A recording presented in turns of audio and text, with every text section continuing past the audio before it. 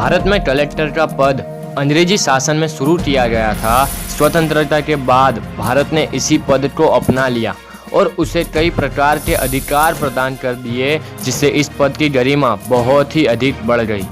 इसकी गरिमा और शक्ति तो ध्यान में रखते हुए इसके चयन प्रक्रिया को भी कठिन बनाया गया, जिससे इस पद पर केवल योग्य व्यक्ति ही पहुंच सके। तो आज के इस वीडियो में आप आईएएस बनने के विषय में जानेंगे।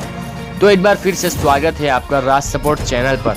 तो सबसे पहले बात करते हैं कि आईएएस का पूरा नाम क्या है। What is the full form of IAS? IAS का पूरा नाम इंडियन एडमिनिस्ट्रेटिव सर्विस है। आईएएस की परीक्षा का आयोजन संघ लोक सेवा आयोग यानी कि यूनियन पब्लिक सर्विस कमीशन के द्वारा किया जाता है। अब आपके मन में ये भी सवाल आ रहा होगा कि संघ लोक सेवा आयोग यानी कि यूनियन पब्लिक सर्विस कमीशन क्या है। तो आज़ादी से पहले आईएएस की परीक्षा का आयोजन इंग्लैंड में किया जाता था। राष्ट्रवादियों ने राजनीतिक आंदोलन चलाकर इसे भारत में स्थापित करने की मांग की थी। प्रथम लोक सेवा आयोग की स्थापना अक्टूबर 1926 को हुई थी। आज़ादी के बाद इसे संघ लोक सेवा आयोग का नाम दिया गया। इसकी स्थापना संविधान के अनुच्छेद 315 के अंतर्गत की गई। प्रेजेंट में संघ लोक सेवा आयोग के द्वारा 24 सर्विसेज यानी 24 सेवाओं के लिए परीक्षा का आयोजन किया जाता है, जिसमें आप कुछ को तो जानते होंगे, जैसे कि आईएएस, आईपीएस, आईआरएस, आईएफएस और रेलवे से लेकर और भी कई एग्जाम यूपीएससी यानी कि union public service commission conduct करती है।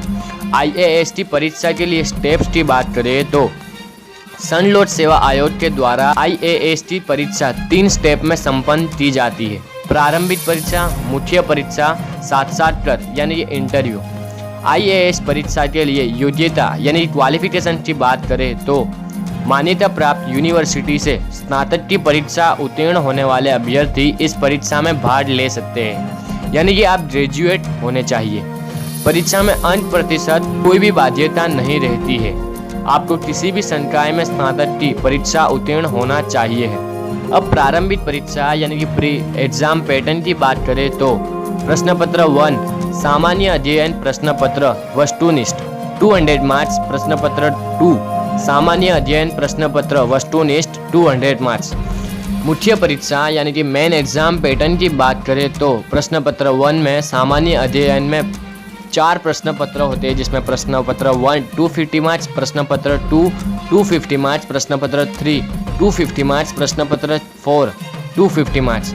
और वैकल्पिक विषय में भी 2 प्रश्न पत्र होते हैं, जिसमें से प्रश्न पत्र 1 250 मार्क्स, प्रश्न पत्र 2 250 मार्क्स और निबंध लेखन के 250 मार्क्स।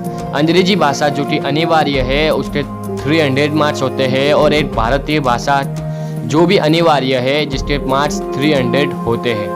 साक्षात्कार यानी इंटरव्यू की बात करें तो मुख्य परीक्षा में सफल होने वाले अभ्यर्थियों की पद के अनुरूप शॉर्ट लिस्टिंग किया जाता है। फिर पद की संख्या के आधार पर अभ्यर्थियों को साक्षात्कार के लिए बुलाया जाता है।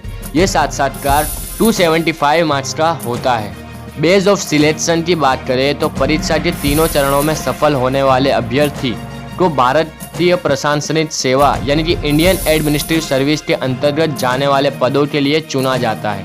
जिस अभ्यर्थी की रैंक सबसे अच्छी होती है उन्हें आईएएस के पद पर चयनित किया जाता है। जिनकी रैंक कम होती है उन्हें अन्य पदों पर नियुक्ति की प्रदान की जाती है, जिन्हें कुछ वर्षों की सेवा के बाद आईएएस का पद प्रदान कर दिया जाता है। चयन के लिए मेरिट मुख्य परीक्षा और साक्षात्कार के अंकों के आधार पर बनाई जाती है। आईएएस के लिए तैयारी कैसे करें तो आईएएस की परीक्षा का स्तर इस प्रकार से बनाया गया है कि इसमें केवल योग्य व्यक्ति ही आ सके, इसलिए तैयारी का स्तर भी इसी के अनुरूप होना चाहिए। आप इसकी तैयारी कुछ स्टेप्स को फॉलो करके आईएएस बन सकते हैं। दृढ़ निश्चय डिटर्मिनेशन। आईएएस के पद तक पहुंचने के लिए बहुत ही संयम रखने की आवश्यकता होती है। इसमें यदि आपका दृढ़ निश्चय कमजोर हुआ तो आप इस मार्ग से विमुख हो जाएंगे, जिससे आप सफल नहीं हो पाएंगे, जिससे संघ लोक सेवा आयोग द्वारा निर्धारित प्रयास व्यर्थ हो जाएंगे। इसलिए आपका दृढ़ निश्चय बहुत ही मजबूत होना चाहिए। पाठ्यक्रम यानी कि सिलेबस को समझे।